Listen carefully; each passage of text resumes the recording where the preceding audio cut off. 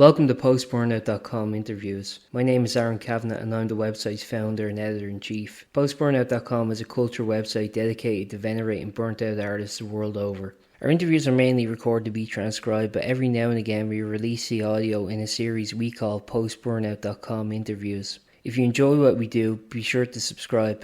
In this edition of Post-Burnout.com interviews, we speak with the iconic, classic, controversial and irreverent writer, musician, and artist Johnny Scuotto.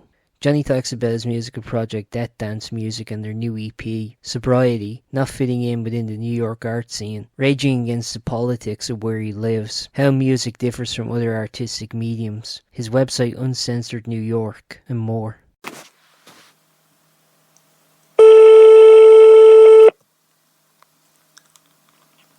Hello? Hey Johnny, can you hear me okay? Hey, can you hear me okay? Yeah, can you hear me? Yeah, I can hear you fine. Yeah, cool. Perfect. The first thing I was just going to ask you real quick, how would you describe what you do to the uninitiated? How would I what were you saying? How would I describe what I do what? To the uninitiated, to the people who aren't familiar with you. I run a platform called Uncensored. That's kind of not for like censorship in media. And through that, I kind of started a project, Death Dance Music. And I kind of funnel a lot of the content from Death Dance Music through Uncensored New York, you know. Mm-hmm. But I don't know what you mean by initiate. I was curious of what you... Oh, to the uninitiated, so the people who aren't familiar with you. Oh, yeah. I mean, people who aren't familiar with me could, you know, I think personally, I got to think about this question that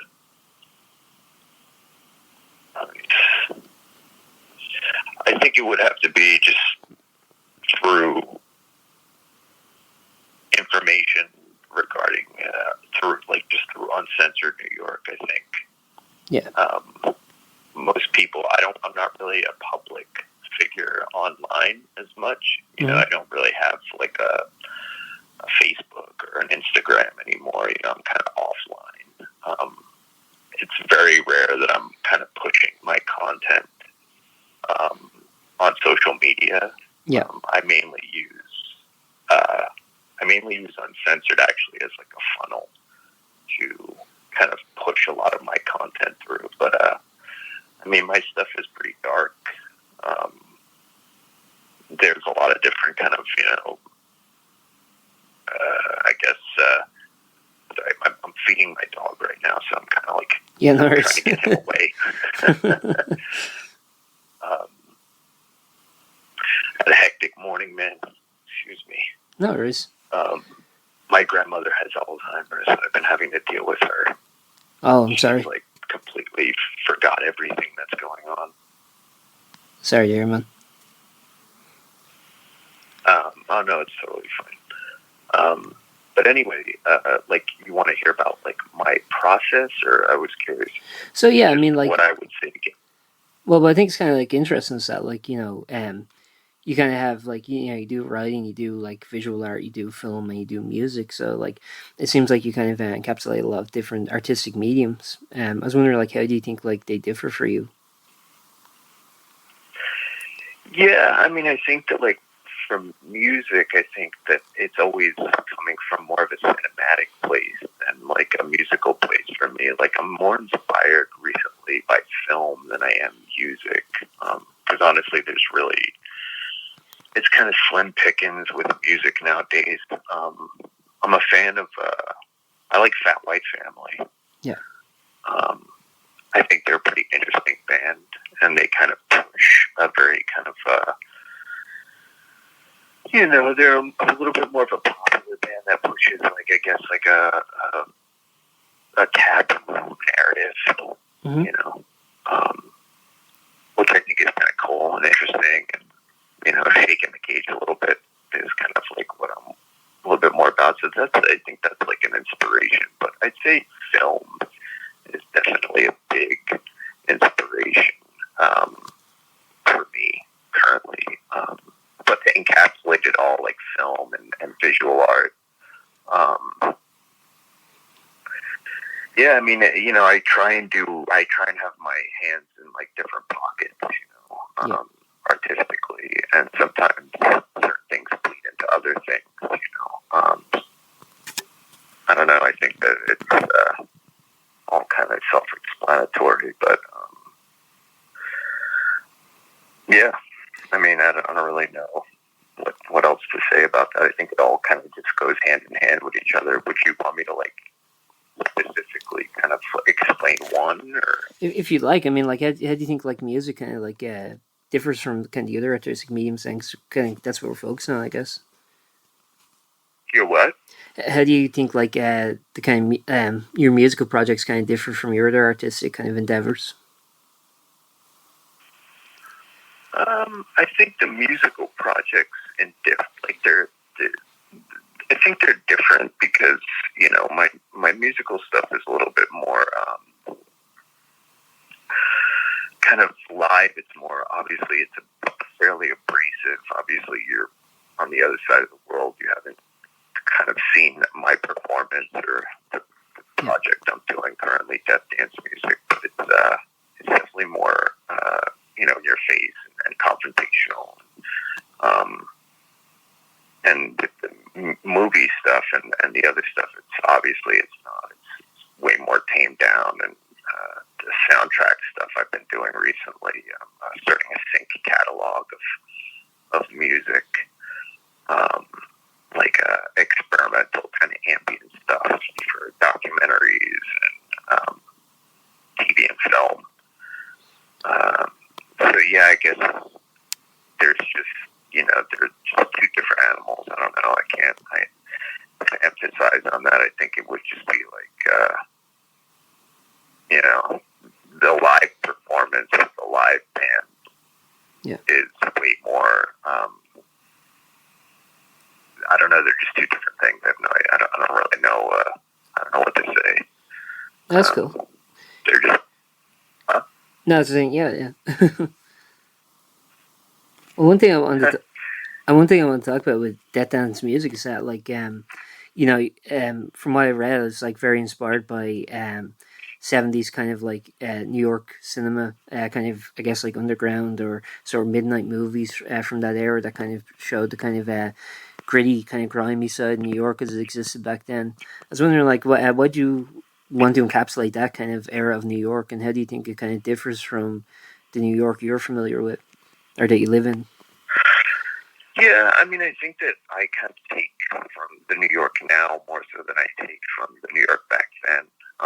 I don't really I don't like to over romanticize the whole I love all that cinema. I love Taxi Driver, and like I grew up in New York, and all that stuff is like a big inspiration to me. But at the same time, I'm not I'm pushing more against the narrative of today. In regards to like just censorship and like the more extreme kind of like left political kind of stance that everybody's taking, and I don't want to be on Pitchfork. I don't support any of those platforms. I think that they're pretty just like toxic, and they've become more of like a tabloid website rather than a musical kind of like inspirational thing. Same goes for Brooklyn Vegan, Yeah. So I'm pushing more towards pushing more at that narrative. I'm very much inspired by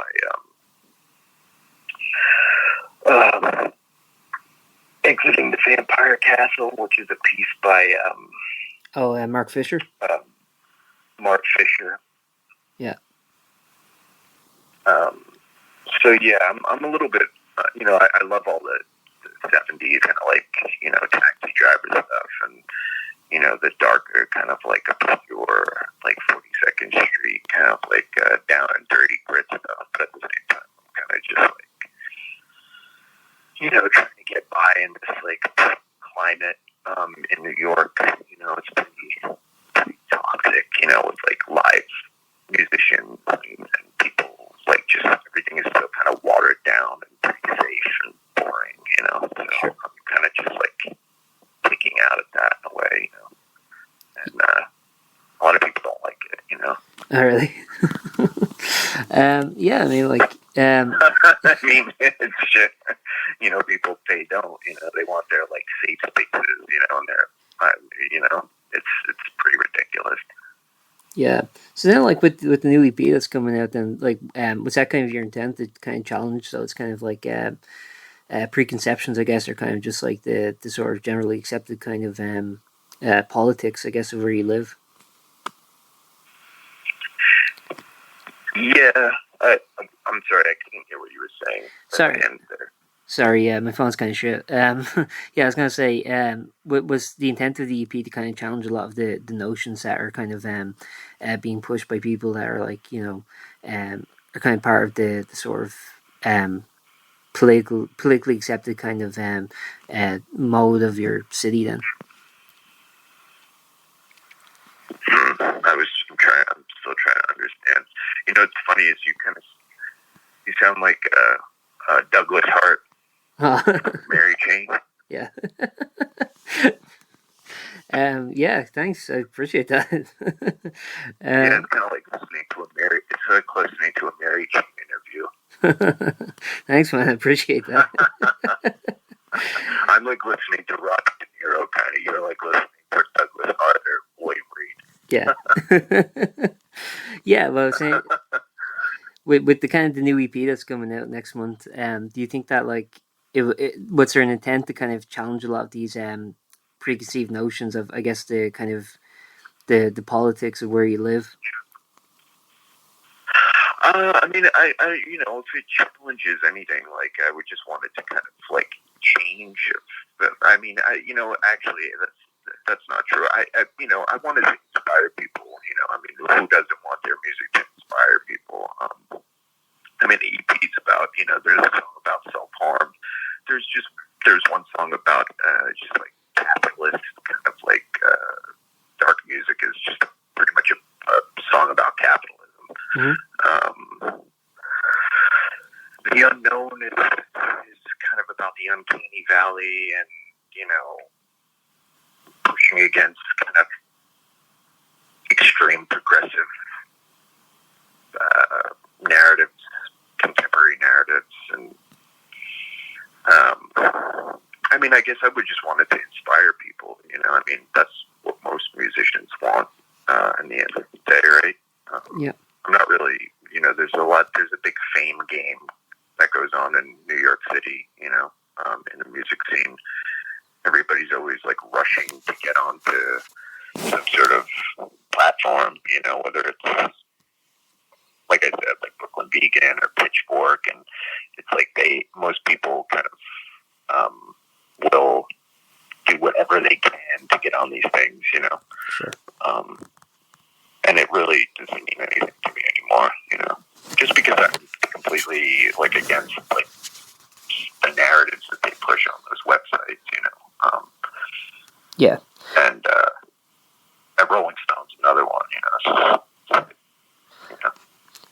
evangelical kind of Christians at this point, Yeah.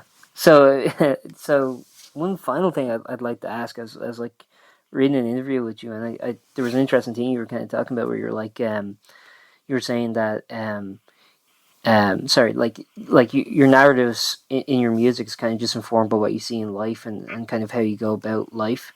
I was wondering, like, one thing I was interested in was, I know, for example, that you're sober now, and I've been teetotal for about a year and a half now, and I noticed that sobriety has kind of affected the way I view my own city. Kind of looking around, I see it as a lot bleaker now, strangely enough.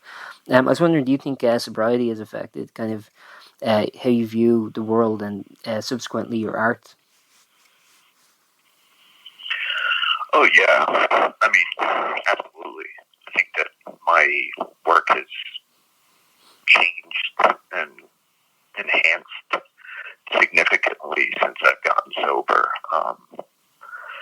I tend to like, I was one of those like over romanticizing, like, Iggy birthday party guys, who like loved all that stuff and like wanted to be one of those people, but then I fell too deep into it, and I definitely have a clearer view of like artistically what I want to do and how I want to approach things. And if that's like, I don't know if that's a good enough answer, but yeah, I mean, the world is a lot clearer. Yeah. And sobriety has definitely helped me spiritually, mentally, physically, fucking 100%, and it has really helped my my artistic endeavors. I definitely wouldn't have been able to do any of the shit that I'm doing now if I was still as fucked up as I was 4 years ago. Yeah. Well, that's everything I had to ask. Is there anything like that before we wrap up, or? Yeah, where are you based in? You're in Ireland? Yeah, Dublin. And are you just doing interviews like, I know Lydia reached out to you, right? Yeah. Yeah, Lydia's been great. Reached out to you. Yeah, Lydia's cool. She's also just like a cool person to kind of keep in touch with. She's like got her fingers in a lot of different places, and she's also just like really sweet person. Yeah, I agree. I only really know her through like messaging and stuff, but she's like really cool. So yeah. Yeah. Well, we're trying to get out there. We're gonna be playing with. I'm gonna be playing with Lias from Fat White Family. Okay. So I'll keep you posted. Yeah, absolutely. We're looking at spring. We want to come to like, we just want to do like UK, Ireland. We want to just like hit kind of as many places as we possibly can. Sweet. Well, I'll be there to promote it if you ever need any help with that. Yeah, for sure, man. Yeah, that would be great. Sorry if my interview was a little scattered. I've been dealing with a lot of craziness this morning. Good, no worries about it. Thank you for listening to that episode of Post-Burnout.com interviews. We hope you enjoyed and stay tuned for more.